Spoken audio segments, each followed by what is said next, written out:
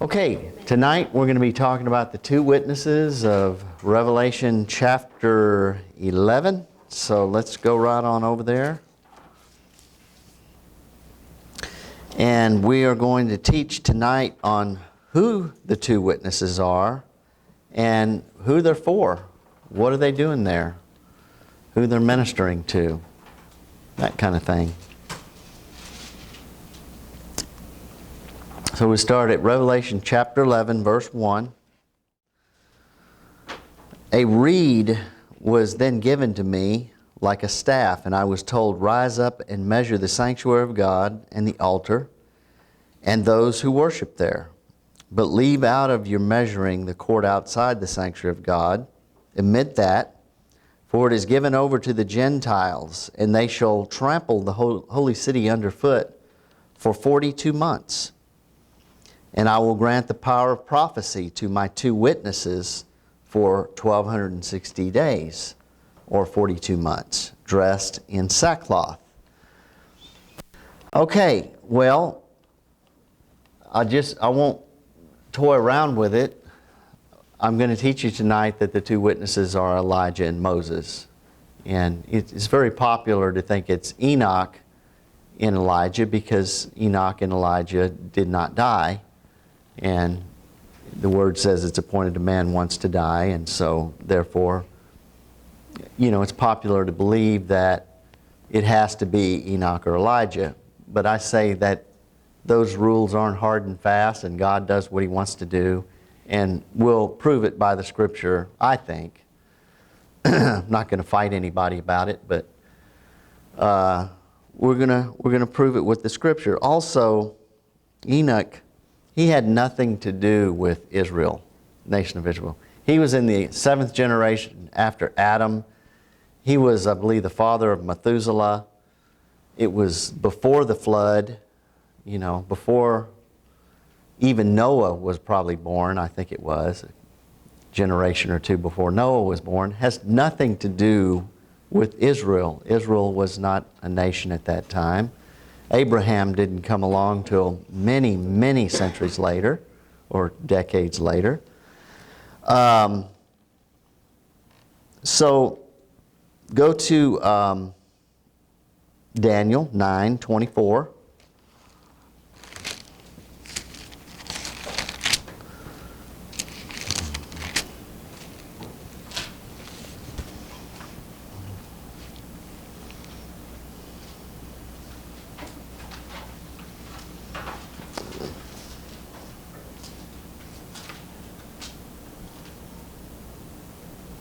And stay right there, but, in Revelation 11:1, he says, he's saying, "Rise up and measure the sanctuary of God and those who worship there. They shall trample the holy city underfoot," right? Well, the holy city wasn't a holy city until even way after Abraham. It was promised to him, but in Daniel 9, verse 24, 70 weeks are decreed upon your people, Daniel, and upon your holy city.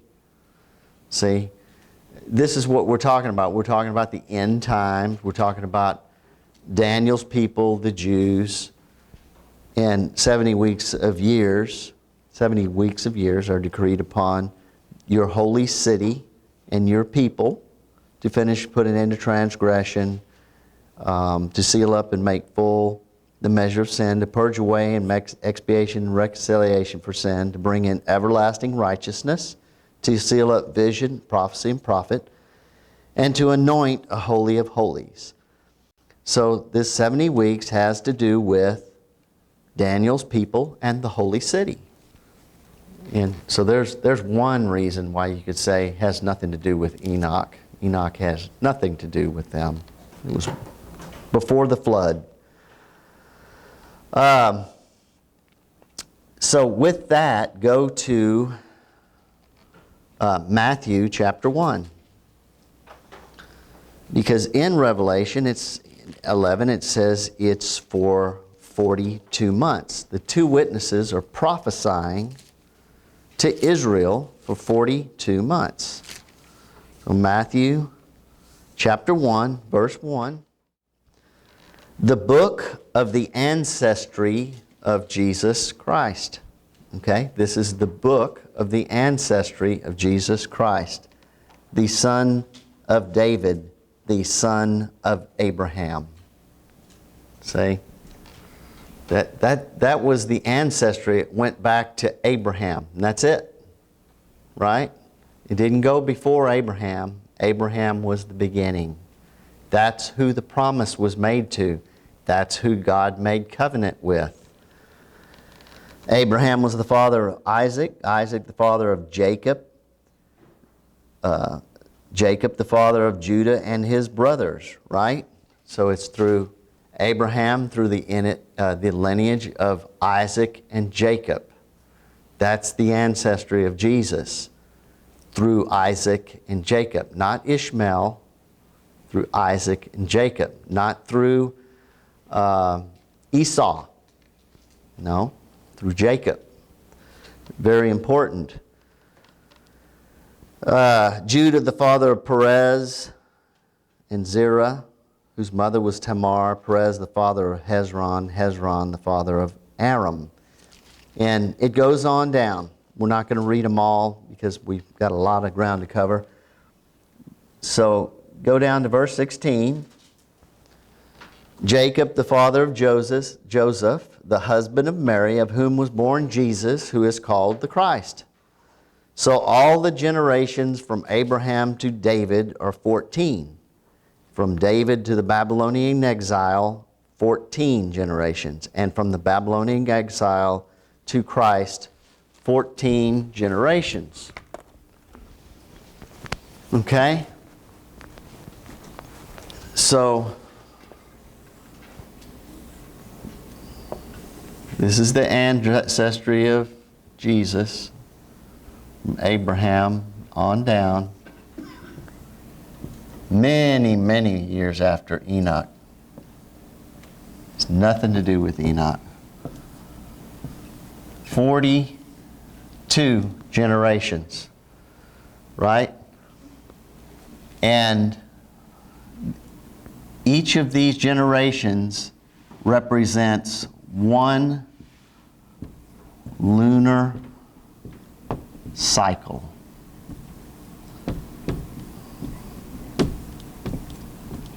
Now, why one lunar cycle? Because that's what the Jewish calendar is on.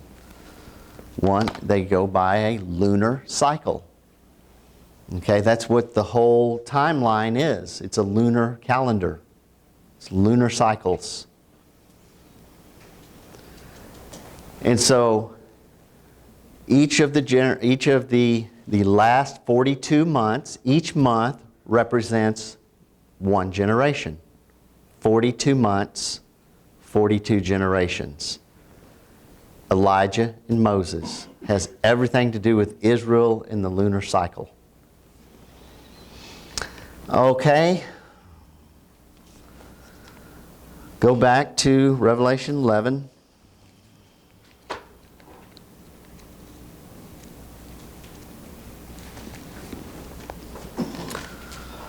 Verse 3. And I will grant the power of prophecy to my two witnesses for 1260 days, or 42 months, dressed in sackcloth. This is not good news. When they're dressed in sackcloth, obviously, this is bad. And they're warning of very, very bad things to come. Not only the trumpets that are fixing to blow while they're there, trumpet judgments, but even worse, the wrath of God, which is coming in 42 months from the time they begin, which are the 7 bowls of God's wrath and indignation. And, of course, Moses and Elijah are Jews. They're of the lineage of Abraham through Isaac and Jacob. And that's basically why they're there, is they're ministering to the Jewish people, or for the Jewish people. Maybe put it better that way. Go to Romans chapter 10.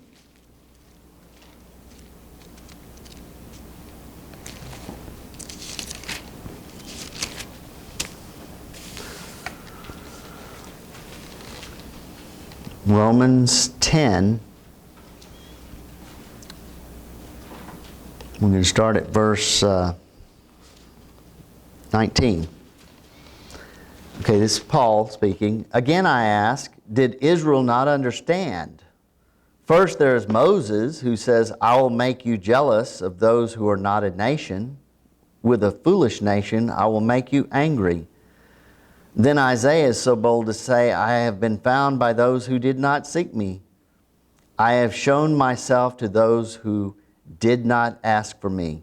But of Israel, he says, all day long I stretched out my hands to a people unyielding and disobedient, self-willed. Chapter 11, I ask then, has God totally rejected and disowned His people? Of course not. Why, I am myself as an Israelite, a descendant of Abraham, a member of the tribe of Benjamin. No, God has not rejected and disowned His people. He had marked out and appointed and foreknown from the beginning. Do you not know what the Scripture says of Elijah? How he pleads with God against Israel? Lord, they have killed your prophets. They have demolished your altars, and I alone am left, and they seek my life. But what is God's reply to him? I have kept for myself 7,000 men who have not bowed the knee to Baal. So too, at the present time, there is a remnant selected by grace. But if it is by grace, it is no longer conditioned on works or anything men have done. Otherwise, grace would no longer be grace. What then shall we conclude? Israel failed to attain what it sought. Only the elect obtained it, while the rest of them became callously indifferent. As it is written, God gave them a spirit of stupor, eyes that should not see and ears that should not hear, down to this very day.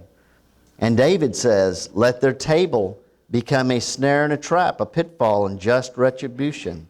Let their eyes be darkened so that they cannot see, and make them bend their backs. So I ask, have they stumbled so as to fall? By no means. But through their false step in transgression, salvation has come to the Gentiles, so as to rouse Israel and to make them jealous.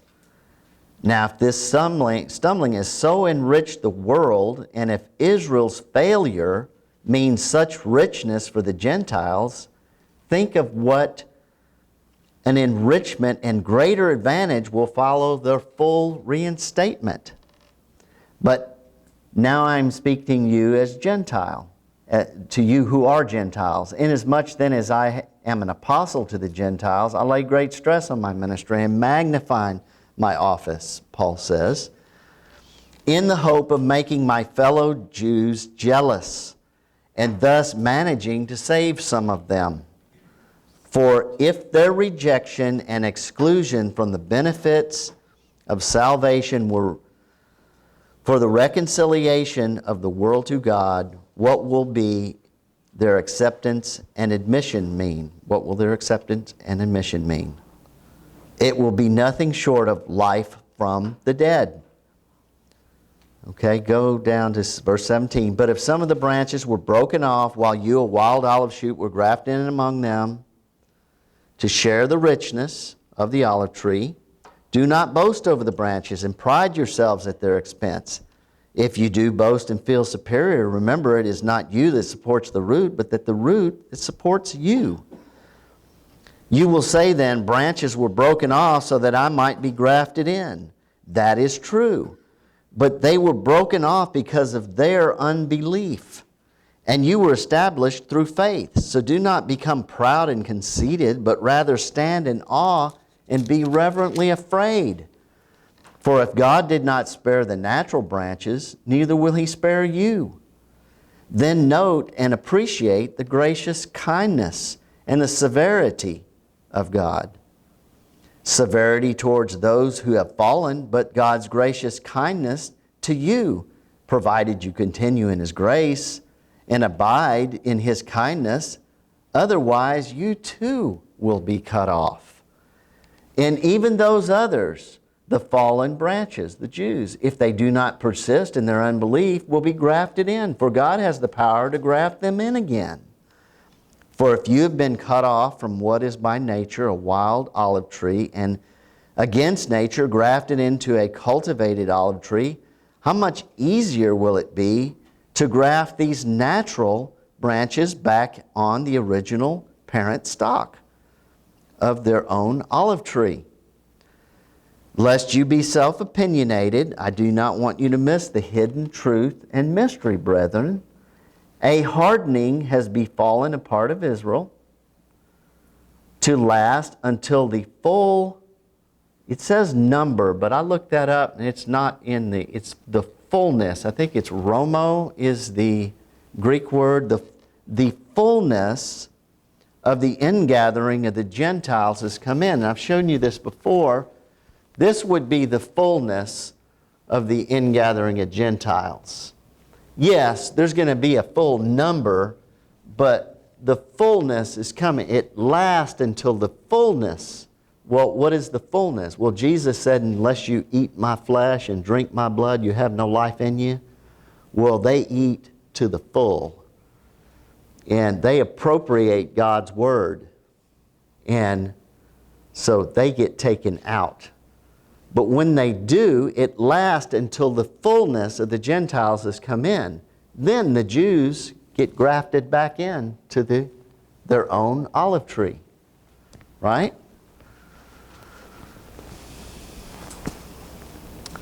Till the fullness of the ingathering Gentiles has come in, and so all Israel will be saved. As it is written, the deliverer will come from Zion. He will banish ungodliness from Jacob, and this will be my covenant with them when I shall take away their sins. See, they finally receive Jesus. It's the only way they can get their sins taken care of. So when the fullness hath, then they're grafted in, and God seals them, as we talked a week or so ago. He seals them, and they get into the family, and they begin to grow.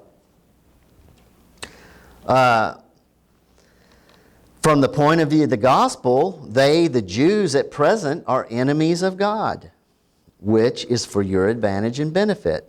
But from the point of view of God's choice, they are still the beloved for the sake of their forefathers, Abraham, Isaac, and Jacob, right? For God's gifts and His call are irrevocable.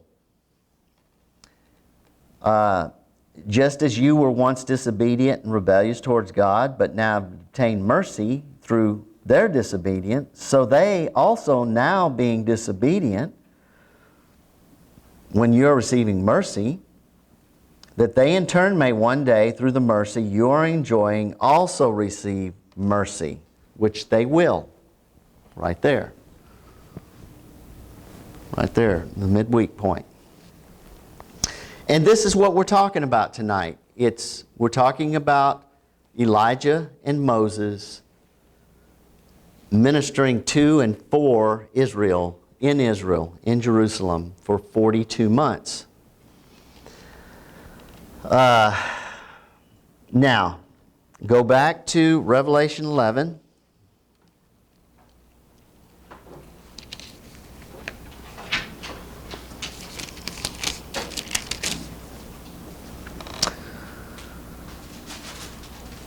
Okay. Verse 4. These witnesses are the two olive trees and the two lampstands which stand before the Lord of the earth. Okay. Is that rain? Okay.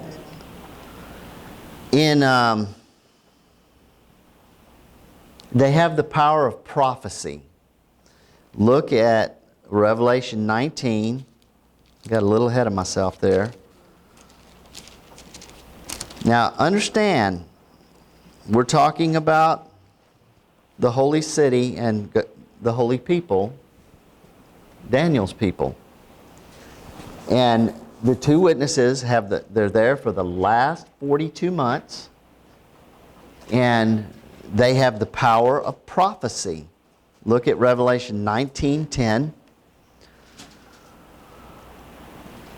Then I fell prostrate at his feet to worship. It was an angel, him. But he restrained me and said, refrain, you must not do that. I am only another servant with you and your brethren who have the testimony borne by Jesus. Worship God, for the substance of the truth revealed by Jesus is the spirit of all prophecy. Okay? This is what the power of prophecy is that the two witnesses have. The substance of the spirit of truth revealed by Jesus, that's the spirit of all prophecy. And this is what the two witnesses have, and this is what they're doing in Israel in the last 42 months before the wrath of God.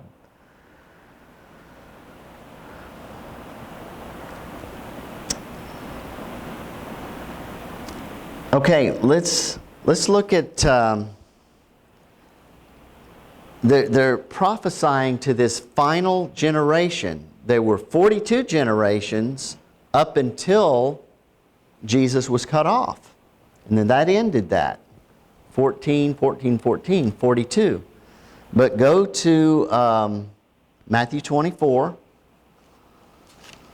And this is the generation that they've come to prophesy to. Matthew 24.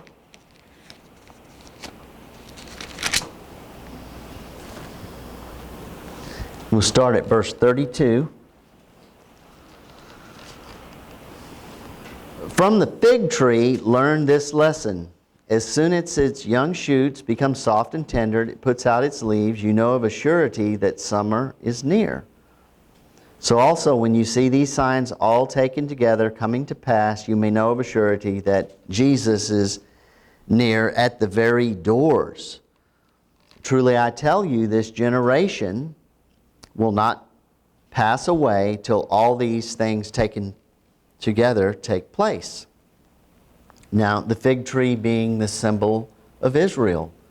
And it came about that they became a nation again after 1900 and some years. They became a nation again in their own land. And it's that generation that he's talking about. From 1947, 48, they became a nation again. Go to Luke 21. This generation.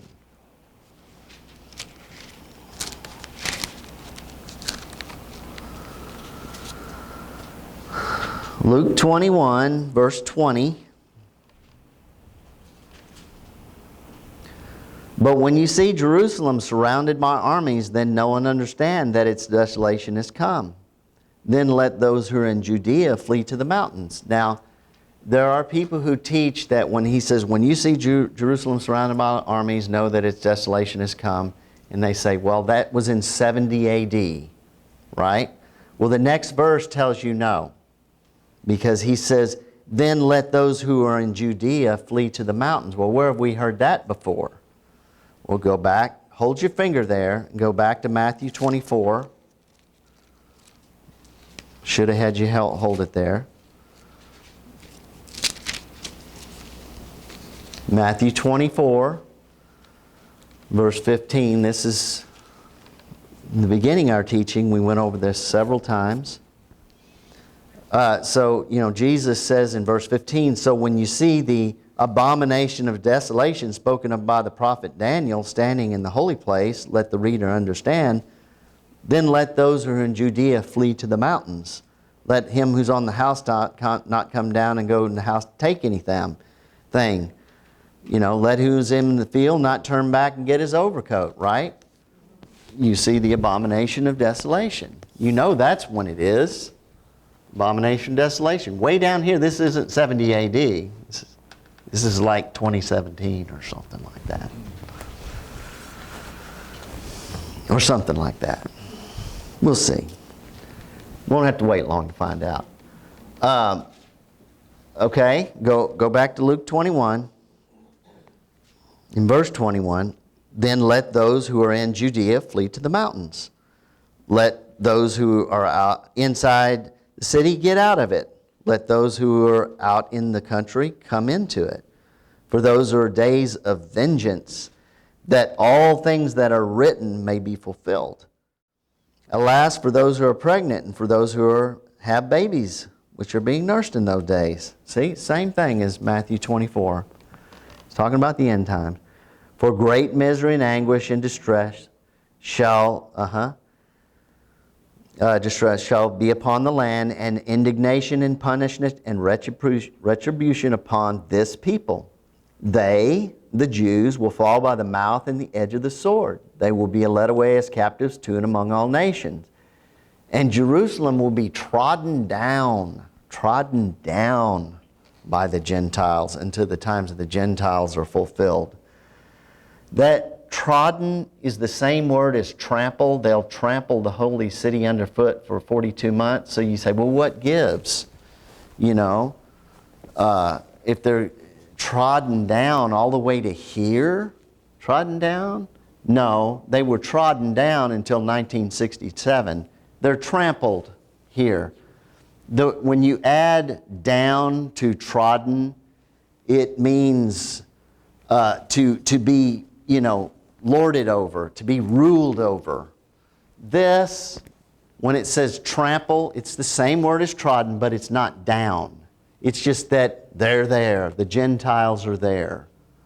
Okay? The Jews are still in the land and have control of the city as much as the Antichrist probably allows it for that time, since he is pretty much reigning supreme by then. I thought that in verse 24 that happened in 1967. It did. That's my point. They were trodden down until 1967. Jerusalem be trodden down by the Gentiles. Here, it's not trodden down, it's trampled. It's not as aggressive a phrase. So this chapter is another one of those chapters where it's not in chronological order, because that verse 24 happened before. Yeah, exactly. Yeah. They will fall by the mouth and the edge of the sword and be led away as captive to and among all nations. And Jerusalem will be trodden down by the Gentiles until the times of the Gentiles are fulfilled. And verse 32, truly I tell you, this generation will not perish and pass away until all these things be fulfilled. The generation from 1967. Or learn from the fig tree, the generation from 1948. Okay, either one will work there. Okay, but that's the generation we're talking about that the two witnesses are ministering to, is what I'm trying to say in a very crummy way, actually. But now realize that let those who are in Judea flee to the mountains, that is not the woman of Revelation chapter 12. Let those in Judea flee to the mountains. In Revelation chapter 12, the woman is here. She flees after the man-child's caught up. But at the abomination of desolation, let those in Judea flee to the mountains. That's those living in Israel that aren't going to be raptured at the harvest rapture. They aren't prepared. But God's going to save them in the Great Tribulation, in His wrath, the time of His wrath. But the two olive trees and the two lampstands, go back to Revelations 11 again. Y'all can keep it right there, you realize. If you don't, I'm telling you now.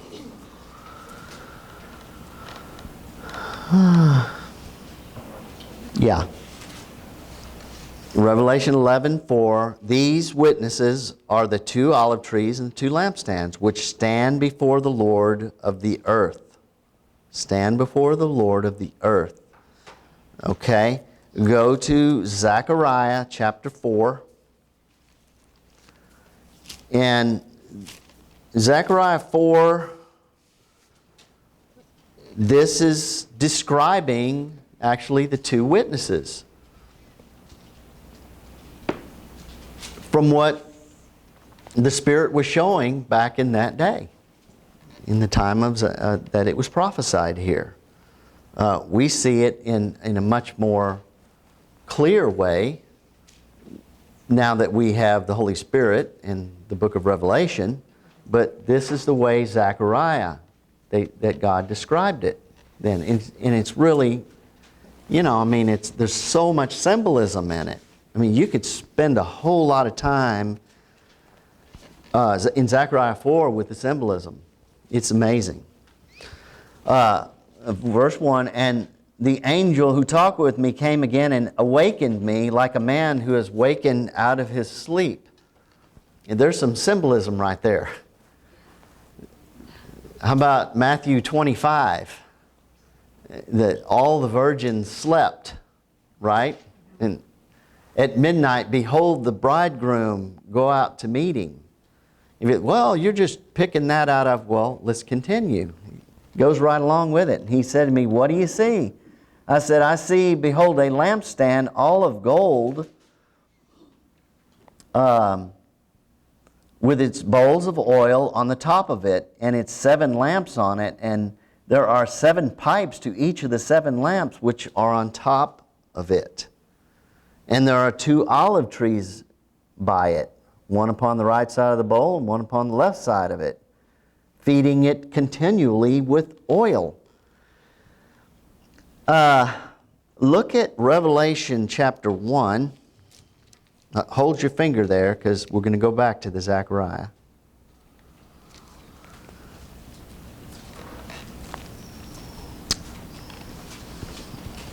And see, it's olive trees, and the word olive means as yielding, illuminating oil, right?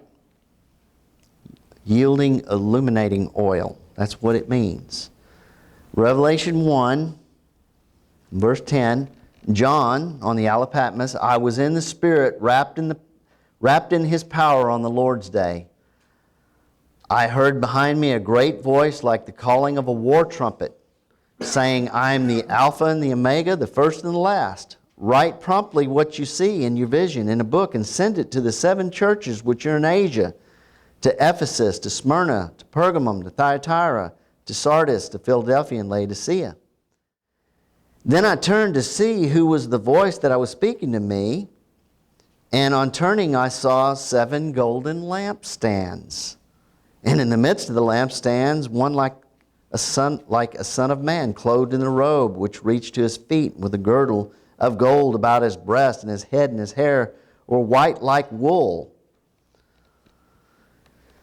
as white as snow. His eyes flashed like a flame of fire, and his feet glowed like burnished bronze, as if refined in a furnace. And his voice was like the sound of many waters. In his right hand he had 7 stars, and from his mouth there came forth a sharp 2-edged sword, and his face was like the shining sun in full power at midday. Then when I saw him, I fell at his feet as if dead. But he laid his right hand on me and said, do not be afraid. I am the first and the last. This is Jesus, by the way. And the ever-living one. I died, but see, I'm alive forevermore. I possess the keys of death and Hades.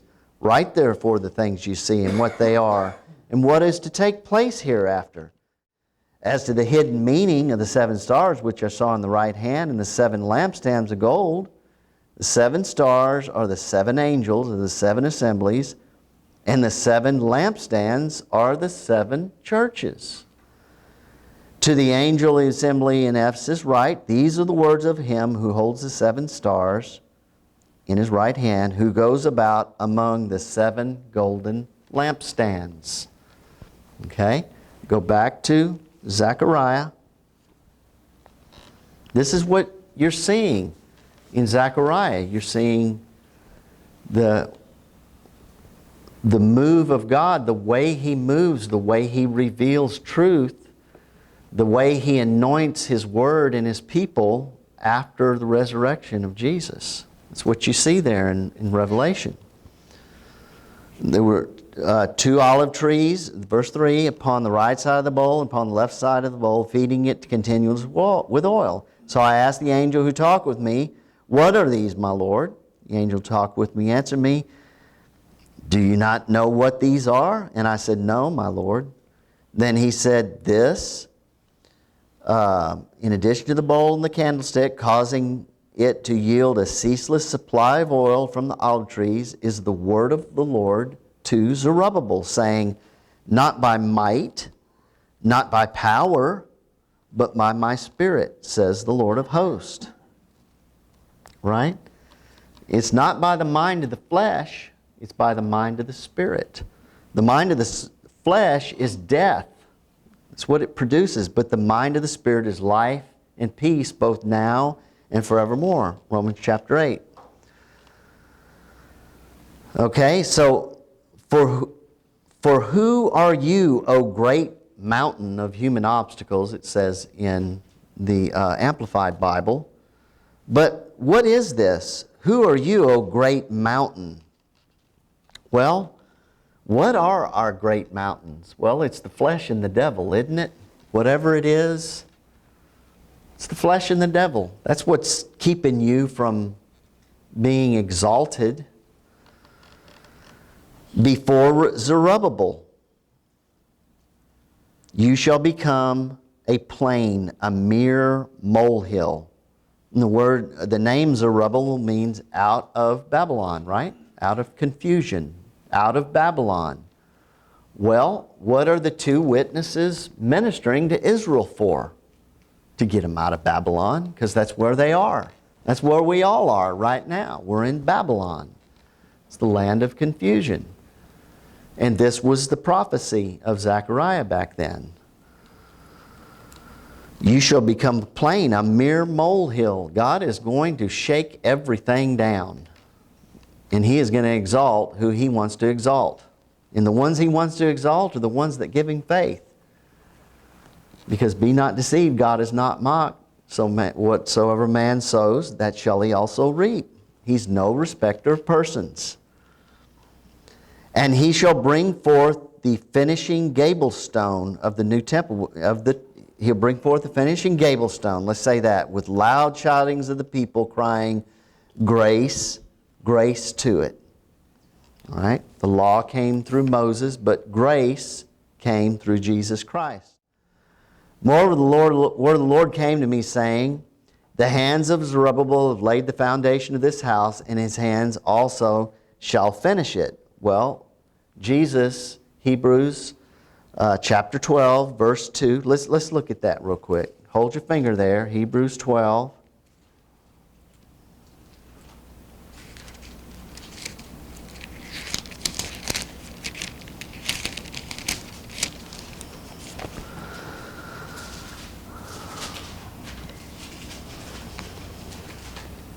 He laid the foundations of this house, and his hands also shall finish it.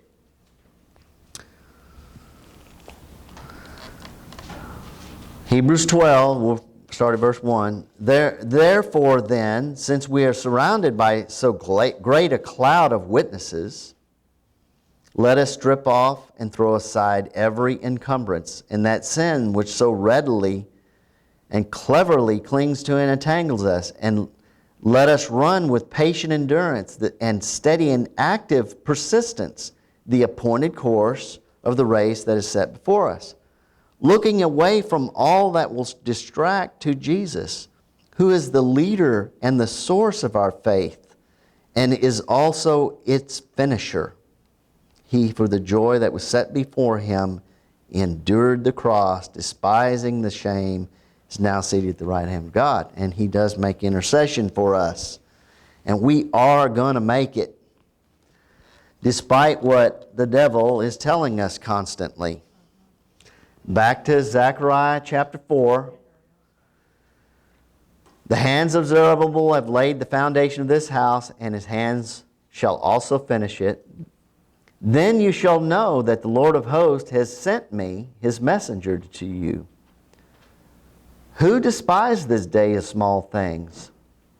For these 7 shall rejoice when they see the plummet in the hand of Zerubbabel. These 7 are the eyes of the Lord, which run to and fro throughout the whole earth. Then I said to him, What are these two olive trees on the right side of the lampstand, on the left side of it?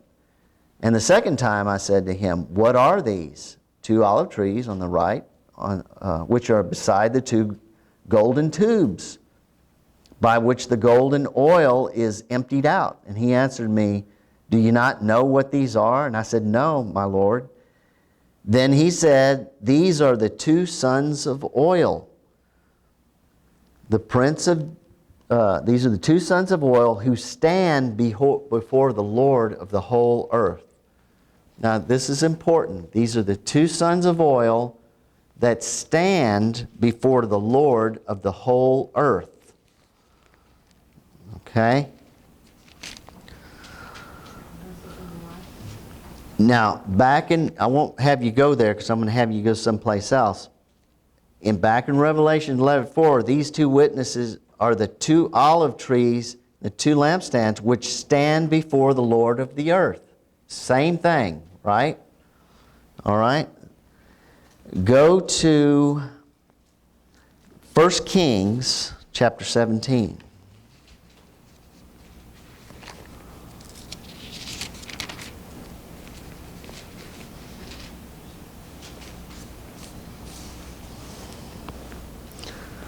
1 Kings 17, verse 1. Elijah the Tishbite of the temporary residence of Gilead said to Ahab, As the Lord, the God of Israel, lives, before whom I stand, there shall not be dew or rain these years, but according to my word. Okay? That's real important. Before whom I stand. That's Elijah. He's standing before the Lord of the whole earth. Okay? He's one of the witnesses. That's what it says there in Revelation 11:4. Who stand before the Lord of the whole earth. Before whom I stand. Go to Exodus chapter 20.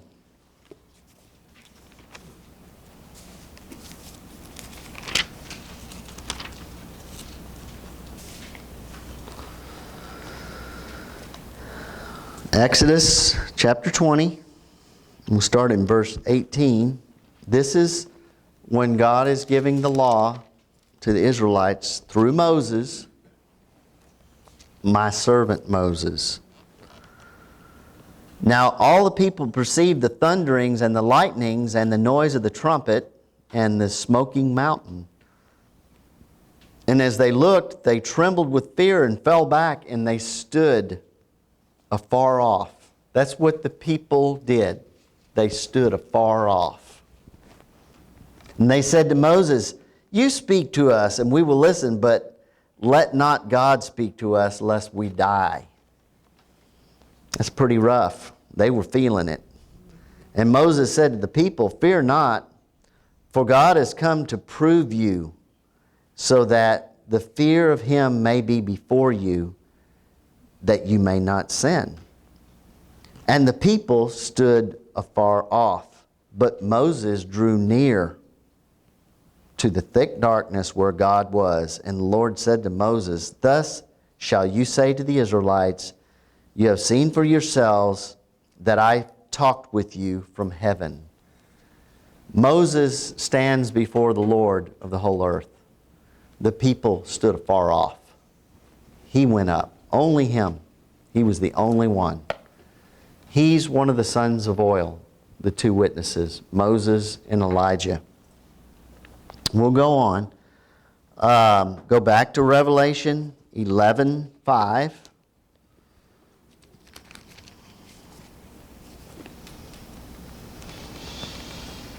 Okay. 11:4. These are two olive trees, two lampstands, which stand for the Lord of the earth. And if anyone attempts to injure them, fire pours from their mouth and consumes their enemies. If anyone should attempt to harm them, thus he is doomed to be slain. Okay, go to 2 Kings chapter 1.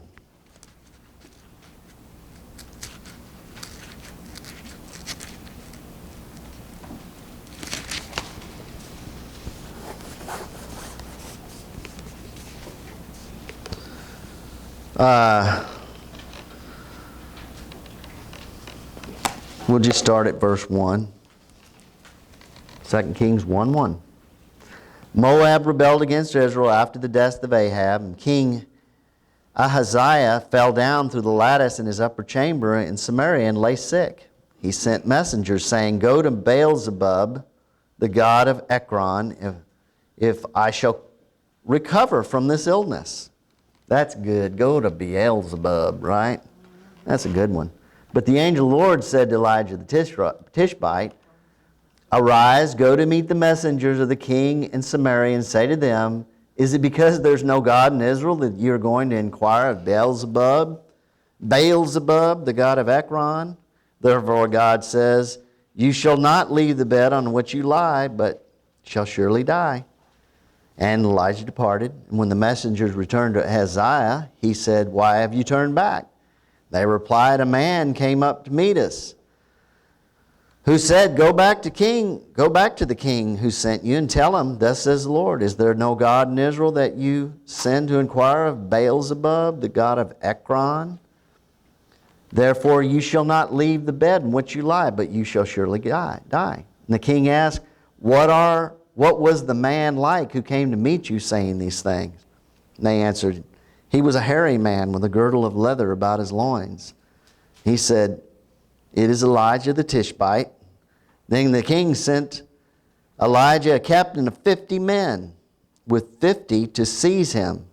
He found Elijah on a hilltop and said, "Man of God, the king says, come down." Elijah said to the captain of 50, "If I am a man of God, then let fire come down from heaven and consume you and your 50. And the fire fell from heaven and consumed him and his 50. Again, King Ahaziah sent to him another captain of 50 with his 50. And he said to Elijah, "Man of God, the king has said, come down quickly." And Elijah answered, "If I am a man of God, let fire come down from heaven and consume you and your 50. Fire came down from heaven and consumed him and his 50. We get the point, right? Fire pours forth from their mouth. Just Revelation 11, 5. Fire pours forth from their mouth and consume their enemies. That's Elijah.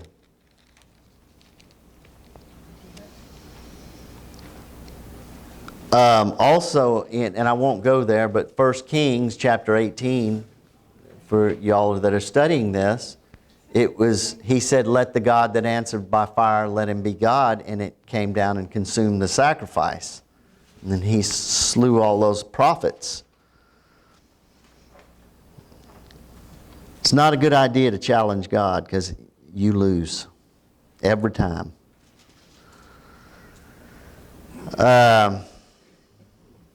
Okay, go back to Revelation 11, verse 6. "These two witnesses have the power to shut up the sky, so that no rain may fall on the earth during the days of their prophesying." Go to James chapter 5.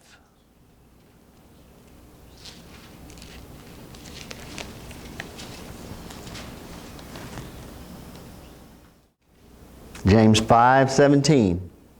"Elijah was a human being with a nature such as we have, and he prayed earnestly for it not to rain, and no rain fell on the earth for 3 years and 6 months. And then he prayed again, and the heavens supplied rain, and the land produced its crop as usual." So there's Elijah, and you can go back and read that in 1 Kings 17 for the original reference, but that's good enough there. All right? Back to Revelation 11.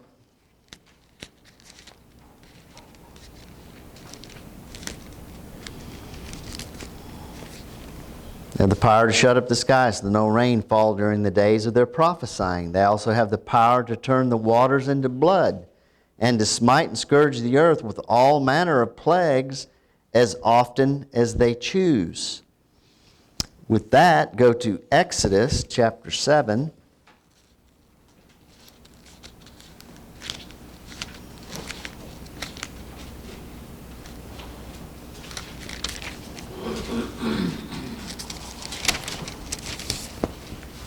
those two witnesses are there for 42 months, and there's no rain, they can withhold the rain. Is that spiritual rain too? Well, at least it's natural. I don't know if it's spiritual. I wouldn't say it's spiritual because they have to grow up. So, Okay. but it's for sure natural. Yeah. Exodus 7, we'll start at verse 14. Then the Lord said to Moses, Pharaoh's heart is hard and stubborn, and he refuses to let the people go. Go to Pharaoh in the morning. He will be going out to the water. Wait for him by the river's brink. And the rod which was turned into a serpent you shall take in your hand. And he said to him, the Lord, the God of the Hebrews, and say to him, the Lord, the God of the Hebrews, has sent me to you, saying, let my people go, that they may serve me in the wilderness. And behold, heretofore you have not listened. Thus says the Lord, in this you shall know and understand that I am the Lord. Behold, I will smite with the rod in my hand the waters in the Nile River, and they shall be turned to blood. The fish in the river shall die. The river shall become foul-smelling, and the Egyptians shall loathe to drink from it. The Lord said to Moses, say to Aaron, take your rod and stretch out your hand over the waters of the Egypt, over these streams, rivers, and pools, and ponds of water, that they may become blood. And there shall be blood throughout all the land of Egypt, in the containers of wood and of stone. Moses did as the Lord commanded. Aaron lifted up his rod, and he smote the waters in the river, the sight of Pharaoh and his servants. And all the waters in the river were turned to blood, and the fish in the river died, and the river became foul-smelling, and the Egyptians could not drink its water, and there was blood throughout all the land of Egypt. Right? And he says he smites, back in Revelation 11,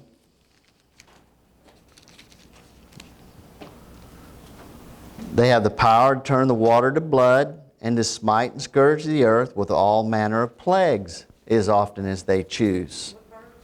That's verse 6, 11:6. Well, again, I'm giving you an example of Moses, what he did back then. They smote the waters and it turned to blood. And they have the power to smite and scourge the earth with all manner of plagues as often as they choose. Back in those days, the next thing came was the frogs, and then the gnats and mosquitoes, and then the blood-sucking gadflies. There was the livestock died, but not Israel's.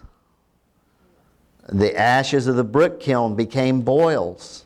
Then there was hail that ruined the crops. Then the locusts came and ate the crops.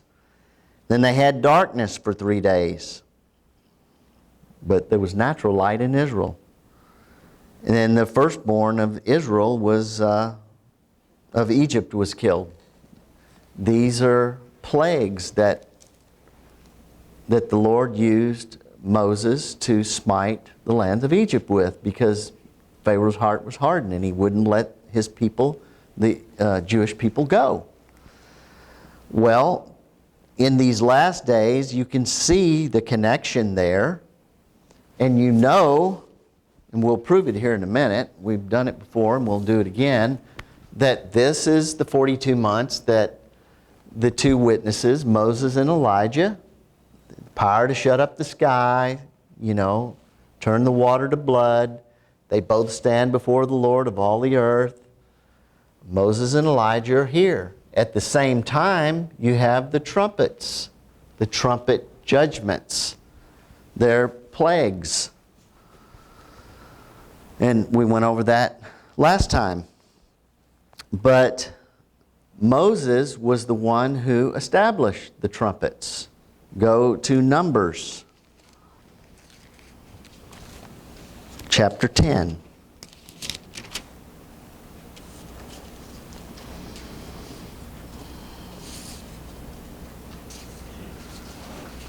Yeah. Numbers chapter 10, verse 1. The Lord said to Moses, make 2 trumpets of silver, of hammered or turned work you shall make them, that you may use them to call the congregation and for breaking of camp.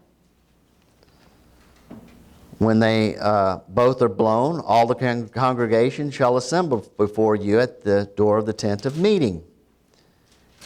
And if one blast on a single trumpet is blown, then the princes or leaders, heads of the tribes of Israel, shall gather themselves to you. When you blow an alarm, the camps on the east side shall set out.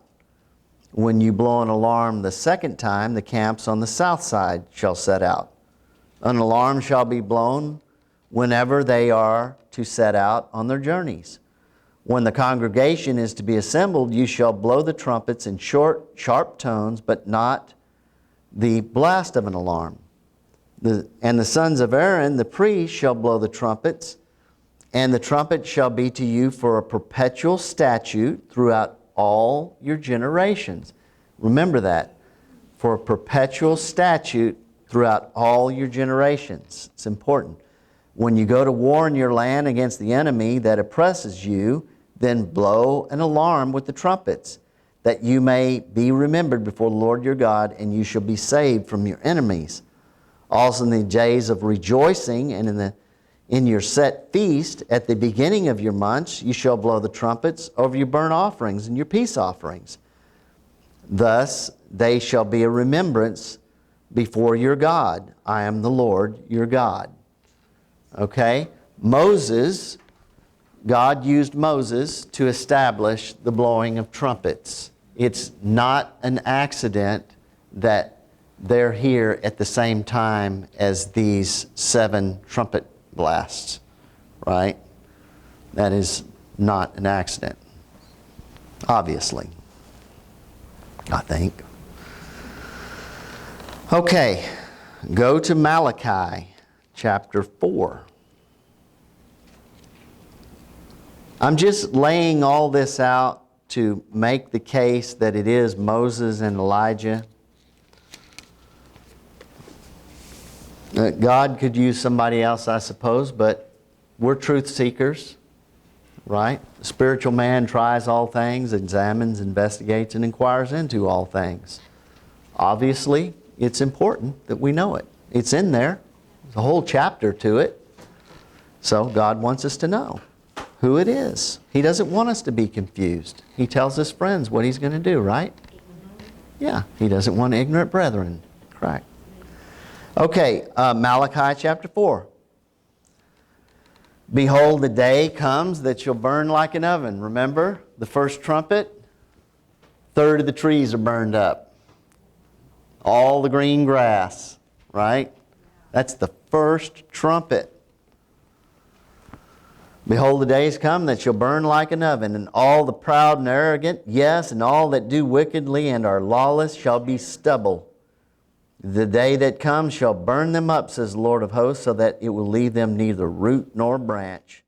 But unto you who revere and worshipfully fear my name shall the Son of Righteousness arise with healing in his wings and in his beams.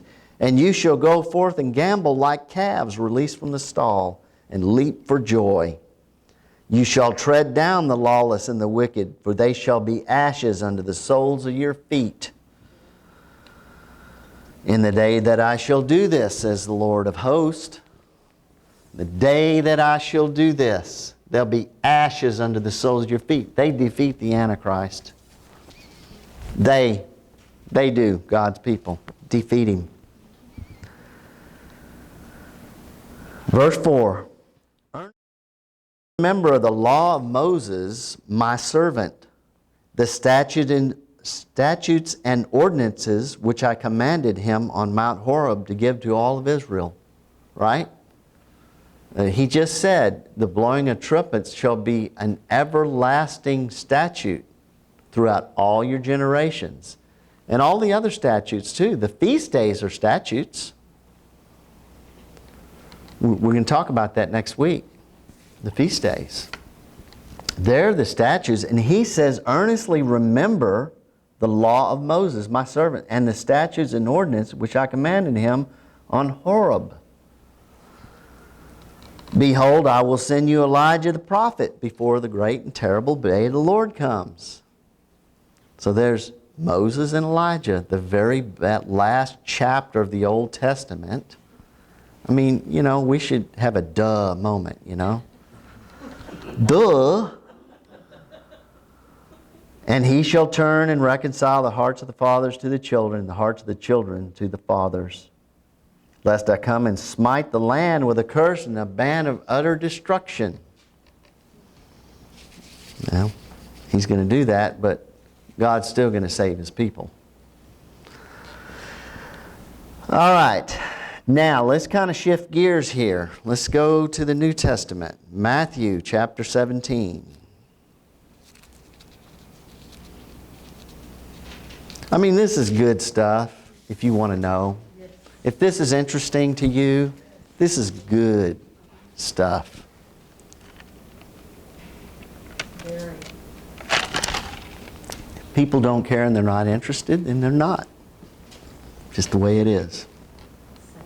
I'm not interested in race cars. I'm just not. Okay.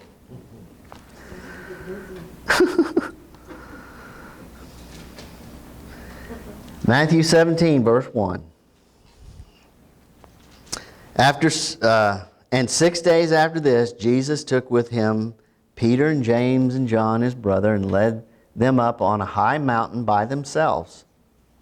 And His appearance underwent a change in their presence, and His face shone clear, bright like the sun, and His clothing became as white as light. And behold, there appeared to them Moses and Elijah, who kept talking to Him. Well, how can that be? Then Peter began to speak and said to Jesus, Lord, it is good and delightful that we are here. If you approve, I will put up 3 booths here, one for you, one for Moses, and one for Elijah. While he was still speaking, behold, a shining cloud overshadowed them. And a voice from the cloud said, This is my Son, my beloved, with whom I am delighted. Listen to Him. When the disciples heard it, they fell on their faces and were seized with alarm and struck with fear. But Jesus came and touched them and says, Get up, do not be afraid. And when they raised their eyes, they saw no one but Jesus only. All right? So Moses and Elijah are on this mountain during the time of Jesus and the disciples. Let's look at the same account in Luke chapter 9. Mark 9 has the same account also. But we don't need to read all 3. And Luke says it just a little bit different, so we'll do that one. Luke 9.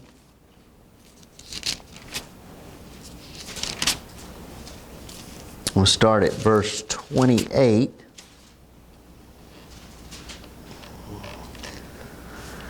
Now about 8 days after these teachings, Jesus took with Him Peter and John and James and went up on the mountain to pray. And as He was praying, the appearance of His countenance became altered, and His raiment became dazzling white. And behold, 2 men were conversing with Him, Moses and Elijah, who appeared in splendor and majesty and brightness, and were speaking of His exit from this life, which He was about to bring to realization at Jerusalem. So Jesus is talking to Moses and Elijah up on this mountain during that time about His exit from this life. He was about to bring realization at Jerusalem.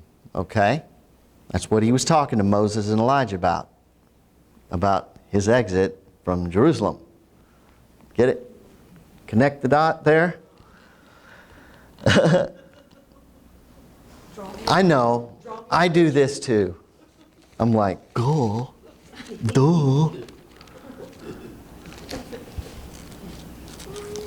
Yeah. Ding, ding, ding. Go to Deuteronomy chapter 34.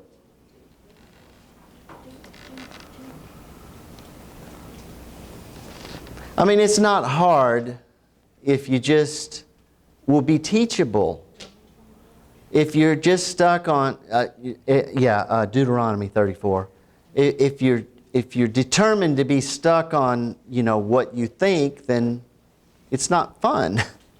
But if you let the Bible just explain itself, it's a blast because God just reveals it to you. He just shows you in His Word. That's why I don't think He's going to have a prophet come up and tell us when the year and the day and the hour of return is. Something so important, so hugely important. He's not going to leave it to a prophet just to come to the people and tell them, well, God told me this. No, He said, you have the prophetic word firmer still. I mean, isn't that what He said over there in, 2 Peter? He said, man, we were on the mountain with Him, right? We saw Him transfigured. We were there, man. And they could have said, and God says, it's going to be this day. But no, He says, but you have the prophetic word firmer still. That's how you know that it'll be in the Word when Jesus is coming back. It'll be in there. You'll be able to discern when it is. And that's what we're doing. Because we are talking about time after all. The whole thing is about time. Right. And He's going to show, we have the prophetic word firmer still. We will discern the time. Sorry they didn't in Jesus' time, and I'm sorry they didn't in Moses' time. But we can, and in Jesus' name we will. We will be teachable, and we will listen, and God will show us through His prophetic word. Deuteronomy 34, verse 5. So Moses, the servant of the Lord, died there in the land of Moab according to the word of the Lord. And He, capital H, God buried him. You know, that is awesome. He always called Moses my servant. Remember, my servant Moses, His servant Moses. God thought a lot about Moses, obviously. So much that He's going to die twice. Isn't that great? Lord, do you have to love me so much? But he died and God buried him. God Himself buried him. Opposite Beth Peor. But no man knows where his tomb is to this day. Moses was 120 years old when he died. His eye was not dim, nor was his natural force abated. And the Israelites wept for Moses in the plains of Moab 30 days. Then the days of weeping and mourning for Moses were ended. They mourned for Moses for one lunar cycle, 30 days. Look at Zechariah. I'll just throw this in here real quick. Zechariah 12.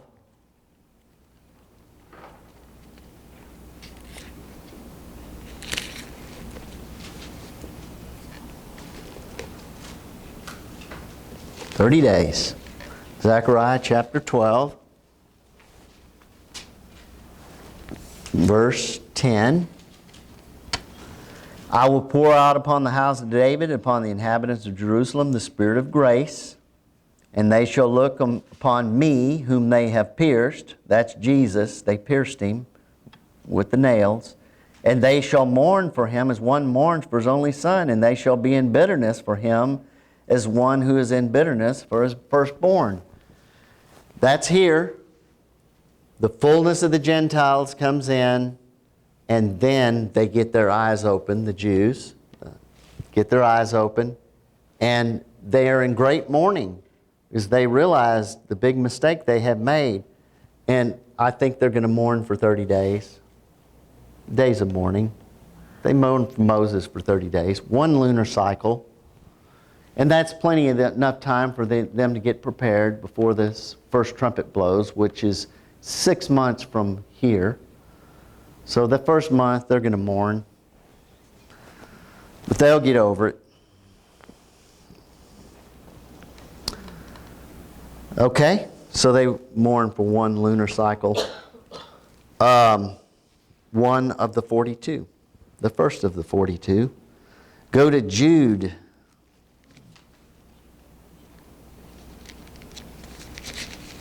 It just makes sense to me. I'm not saying thus says the Lord on that, but sure makes sense, doesn't it?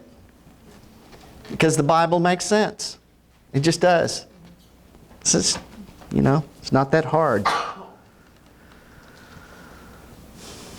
Okay, so God buried Moses, right? In Beth Peor. He did it himself. Okay, Jude, verse 9.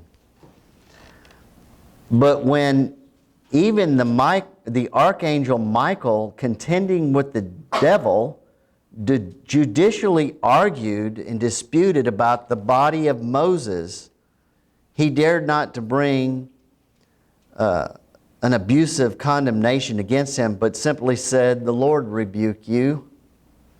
Well, what are they doing there?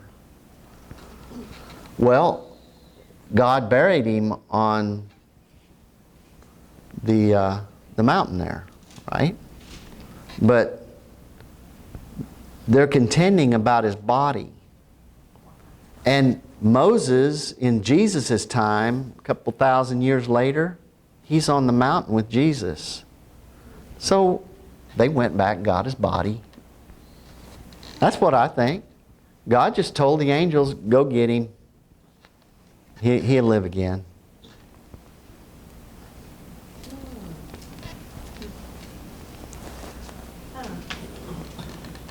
Sure. I mean, why not? Well, I know people are going to say this. Hebrews chapter 9.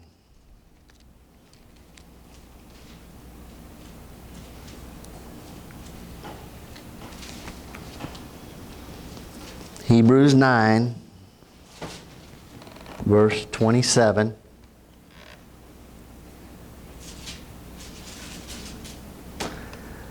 And just as it is appointed for all men once to die, and after that the judgment. See, Moses died. It's appointed for him, all men to die one time. And Enoch didn't die. So that's why it's Enoch. Well, didn't Elijah raise people from the dead? They died again. Jesus raised people from the dead. Lazarus, he raised him from the dead. He died again. He died twice.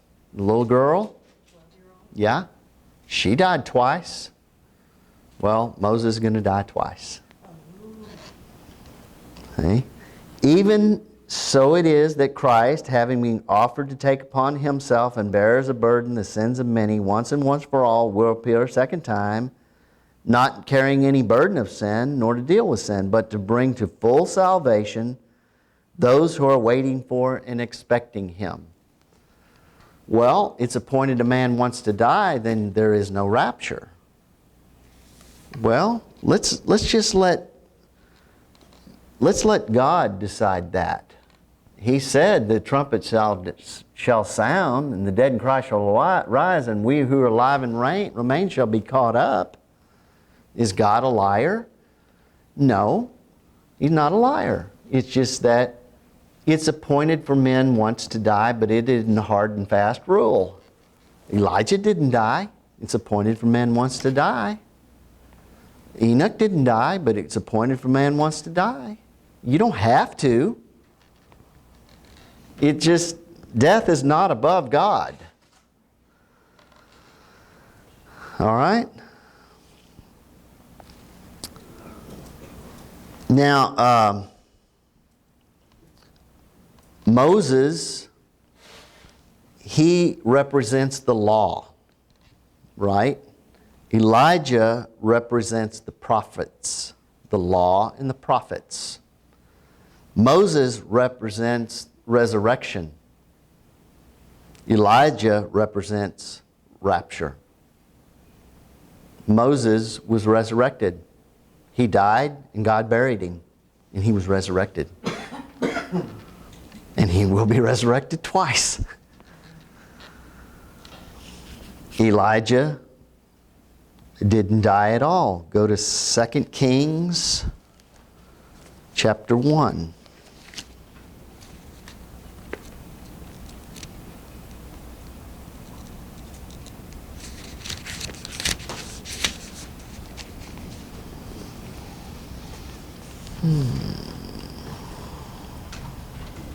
Oh, 2 Kings.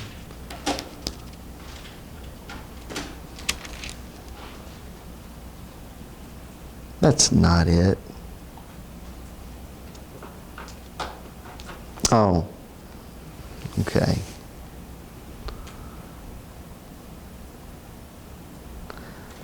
Second Kings 2. Sorry about that.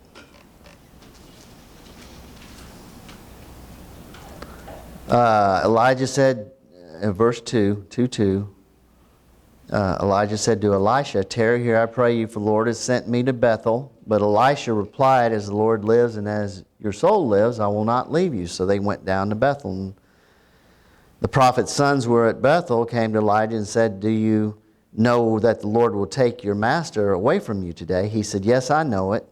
Hold your peace." Elijah said to him, "Elisha, tarry here, I pray you, for the Lord has sent me to Jericho." And he said, "As the Lord lives and as your soul lives, I will not leave you." So they came to Jericho. Verse 11, as they still went on and talked, behold, a chariot of fire and horses of fire parted the two of them, and Elijah went up in the whirlwind into heaven. And Elisha saw it, and he cried, my father, the chariot of Israel and its horsemen." And he saw him no more. He took hold of his own clothes and tore them in two pieces. So Elijah was caught up. All right? So Moses represents the law and the resurrection. Elijah represents the prophets and the rapture. And if you're wondering about Enoch, why doesn't he have a place? Well, he does. The man-child represents Enoch, or Enoch represents the man-child. It could go either way. Go to Genesis chapter 5. Moses is the law and the resurrection. Elisha is the prophets and the rapture. And the man-child is a type of Enoch. Why? Why is the man-child a type of Enoch? Genesis chapter 5.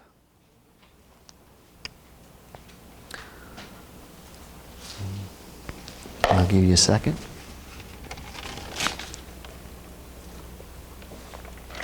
Because I don't want you to miss this, Pat. And Enoch walked in habitual fellowship with God. Verse 24. See, I was tricking you. And Enoch walked in habitual fellowship with God, and he was not, for God took him home with him. Okay? Go to Hebrews chapter 11.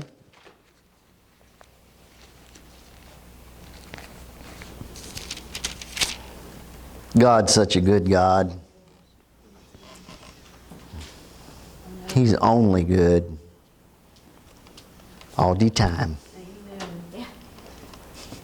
All the time. Hebrews 11, verse 5. Because of faith, Enoch was caught up and transferred to heaven, so that he did not have a glimpse of death. And he was not found, because God had translated him. For even before he was taken to heaven, he received the testimony that he had pleased and been satisfactory to God. Right? Okay. Go to Revelation 14. Enoch walked with God, and he was not, because God took him. He walked in habitual fellowship with him.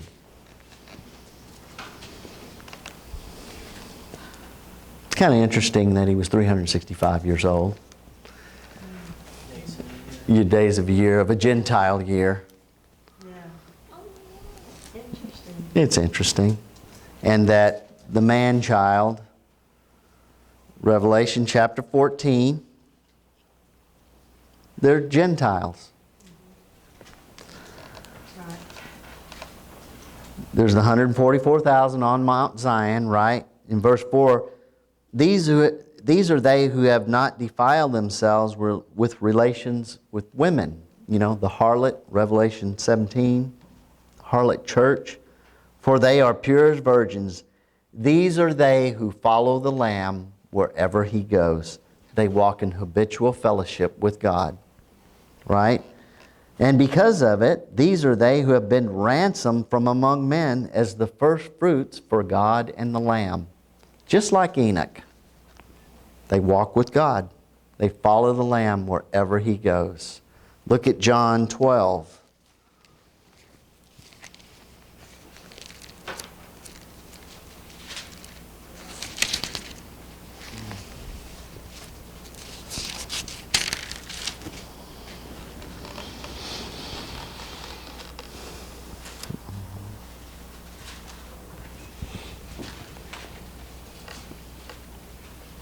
John 12, verse 25.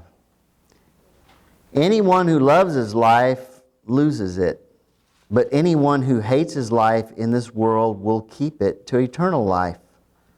If anyone serves me, he must continue to follow me, that wherever I am, there will my servant be also. Right? They follow the Lamb wherever He goes.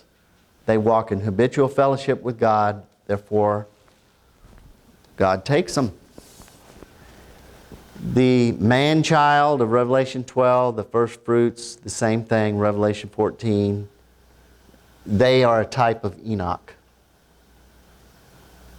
Okay, so all you that love Enoch and all that stuff, this is good news for you. It's the good stuff. They get the best.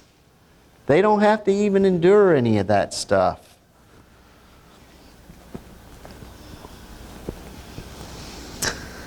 All right, let's go back to Revelation chapter 11. We'll finish this out.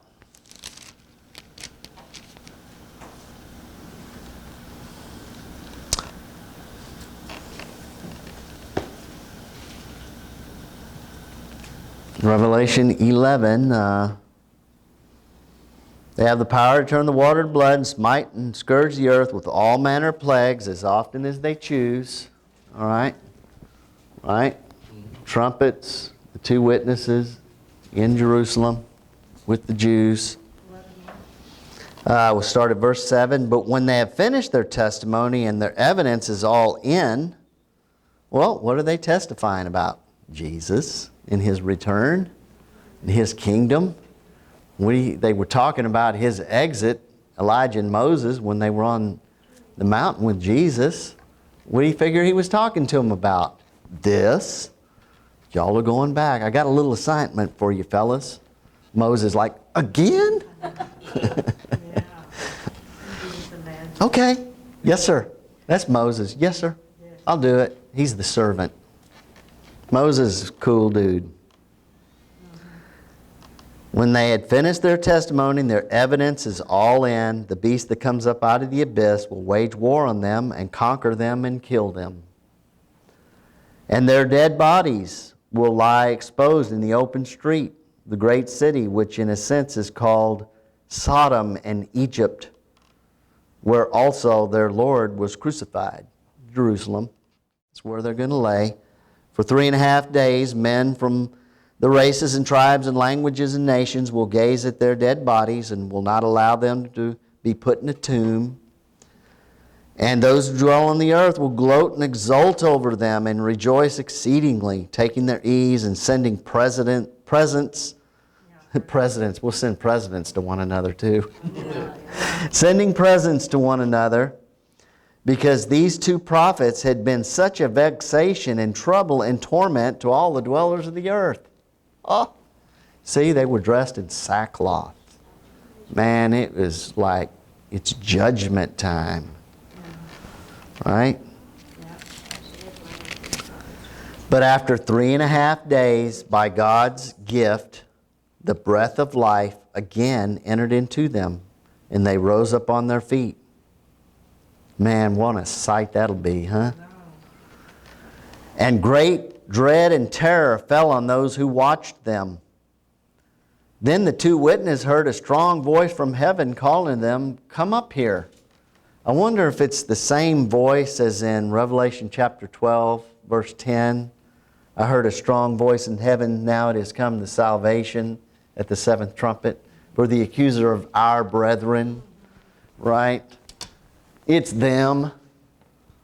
The accuser of our brethren at the seventh trumpet down here, because they love their brethren. Right? Wonder if it's the same voice calling to Elijah and Moses. I don't know. "Come up here." And before the very eyes of their enemies, they ascended into heaven in a cloud. Acts 1. Acts chapter 1. Ascended into heaven in a cloud.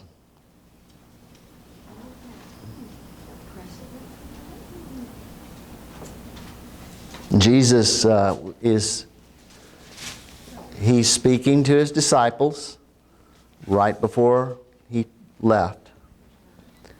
He died, and then he was resurrected, and he spent, 40 days with them. In verse 8, "But you shall receive power when the Holy Spirit has come upon you," Jesus is telling them, "and you shall be my witnesses in Jerusalem and in all Judea and Samaria to the ends of the earth." And when he said this, even as they were looking at him, he was caught up in a cloud, received and carried him away out of their sight.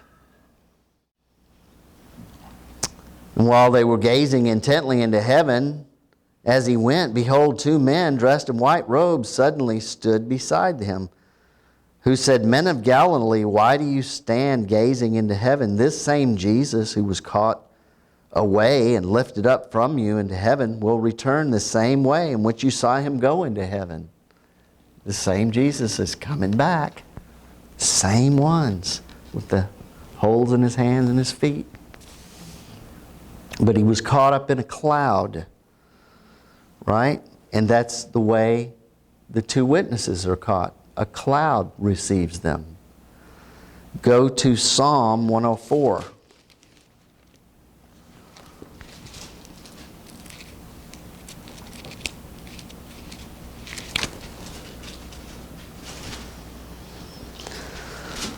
Psalm 104, verse 3. Well, let's start at verse 1, because it's so good. "Bless the Lord, O my soul. O Lord my God, you are very great. You are clothed with honor and majesty. You are the one who covers yourself with light as with a garment, who stretches out the heavens like a curtain or a tent, who lays the beams of the upper room of his abode in the waters, who makes the clouds his chariots, who walks on the wings of the wind." You see, Elijah was taken up in a chariot. He makes his clouds chariots. Same thing happens to him in the end. They're received up in the cloud, who makes his clouds chariots. Man, that's the kind of vehicle you want. A cloud. You bump into anything, just just bounce off. Back to Revelation 11. Airbags ain't got nothing on that. Okay, Revelation 11. "Before the very eyes of their enemies, they ascended to heaven in a cloud.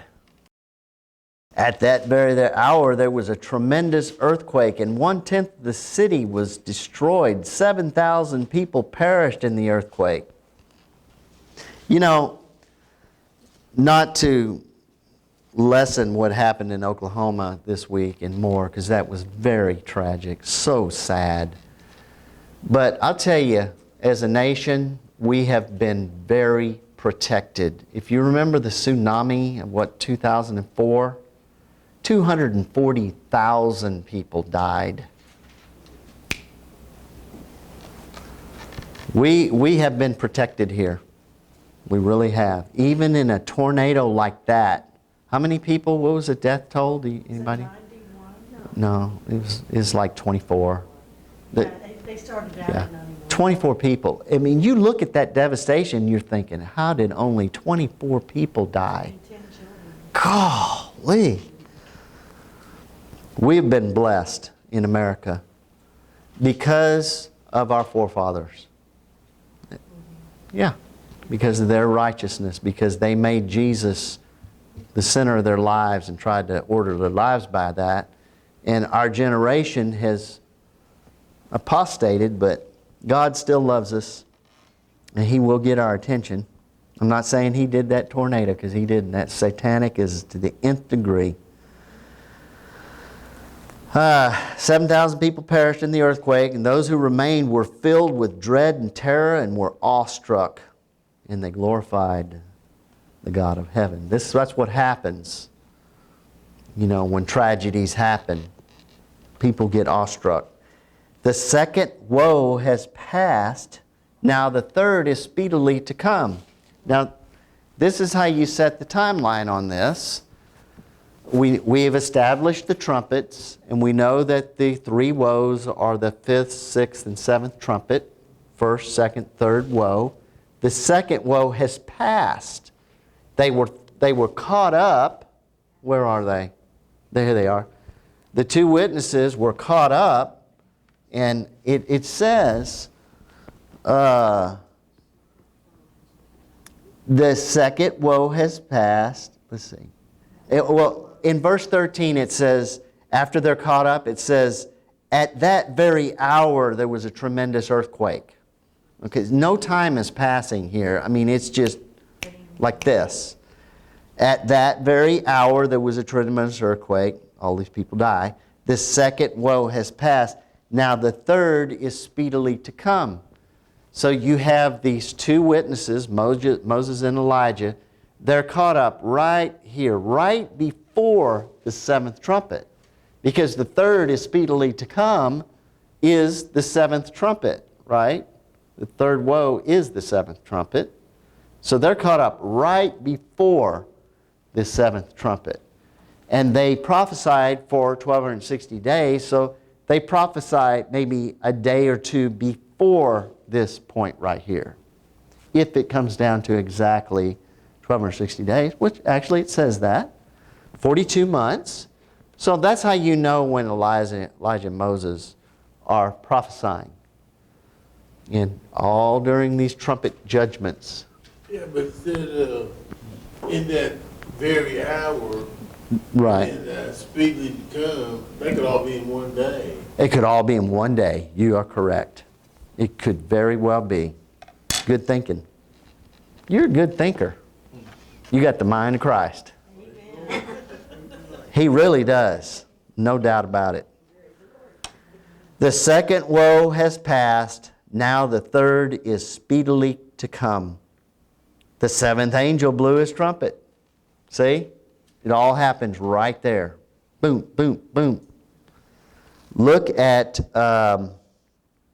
Revelation 10, just a page behind you.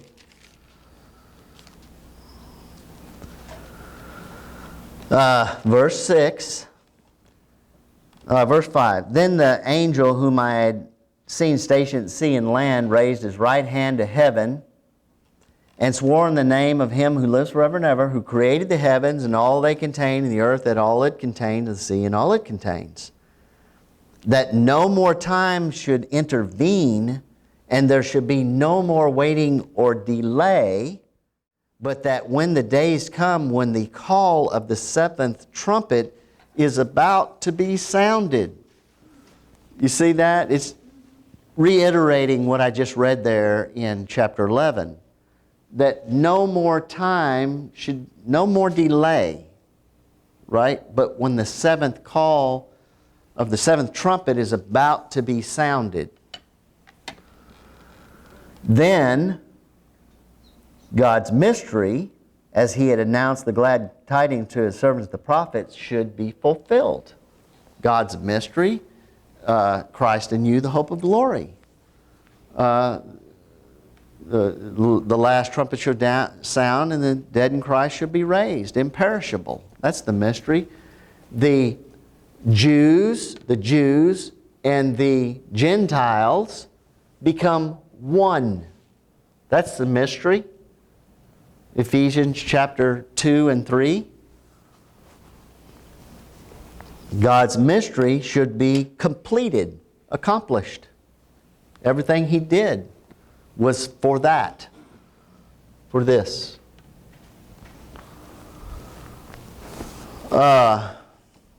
Look at Hebrews 11. We'll close with this.